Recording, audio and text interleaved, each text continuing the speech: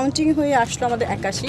এরপরে হচ্ছে সেটাকে আবার আমরা যখন পুনরায় কাউন্ট করলাম, কাউন্ট করার পরেও আমাদের ভোটের সংখ্যার সাথে মিল, মানে ব্যালটের সাথে মিল হচ্ছে না, সংখ্যার কিছুটা মিল হচ্ছে না। তো ওনারা যেটা বললো যে সংখ্যা যেহেতু খুবই কম, এটা নিয়ে আসলে তোমরা ছেড়ে দাও। তো এখন বিষয়টা হচ্ছে যে আমরা সব কিছু আসলে এভাবে ছেড়ে দেওয়ার তো সুযোগ নাই। তার মধ্যে আবার দুজন বিপি প্রার্থীও মাঝখানে আসলেন। ওনারা দেখতে যে এলইডি কাজ করছে কিনা বা ভোট হচ্ছে কিনা সেই আশঙ্কা থেকে অন্য প্যানেলে প্রার্থীরা আসলো এবং তারা বের হওয়ার সময় আমাদের কাছ থেকে এরকম নিল যে আমরা যেন এই নিয়ে কোনো মিডিয়ায় কথা না বলি যে ওনারা আসছে এবং এটা নিয়ে যেন কোনো হইচই না আসে। তো আমাদের কথা হচ্ছে আমাদের প্রার্থী যারা ছিলেন আবিদ, মায়েদ বা যারাই আছে, ওরা কিন্তু কেউ গেটের ভিতরেই যেতে পারেনি, কিন্তু অন্য প্যানেলে আপনারা দেখছেন সাদিক কাইয়ুমও ভিতরে চলে গেছেন।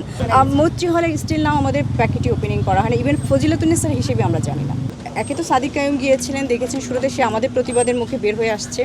তারপর হচ্ছে আরও দুজন মৈত্রী হলের ভিপি এবং হচ্ছে ফজিলাতুন্নেসার ভিপি, ওনারা পরিচয় দিয়েছেন। একজন হচ্ছে আমাদের কাছে যদিও ছবি আছে, তো সো এই বিষয়টা নিয়ে আমাদেরকে তথ্য না বলার জন্যই বলা হচ্ছে। সো এই বিষয়গুলো নিয়ে আসলে পারিপার্শ্বিক বিষয় নিয়ে সন্ধ্যা থেকে আমরা যেভাবে ফেস করে যাচ্ছি একের পর এক হিসাব নিকেশের ঝামেলা, আমরা কিছু একটা বললেই সেটাকে অন্যভাবে লিড করা। যদিও একজন প্রধান নির্বাচন যিনি আছেন উনি মোটামুটি ঠিকমতো কাজ করছেন, বাট পোলিং অফিসারদের মধ্যে মিসলিডিং হচ্ছে। সো আসলে এইসব বিবেচনা আমরা যারা ছিলাম ওখানে এজেন্ট, আমরা আসলে অনাস্থা প্রকাশ করে আমরা সবাই বের হয়ে আসছি।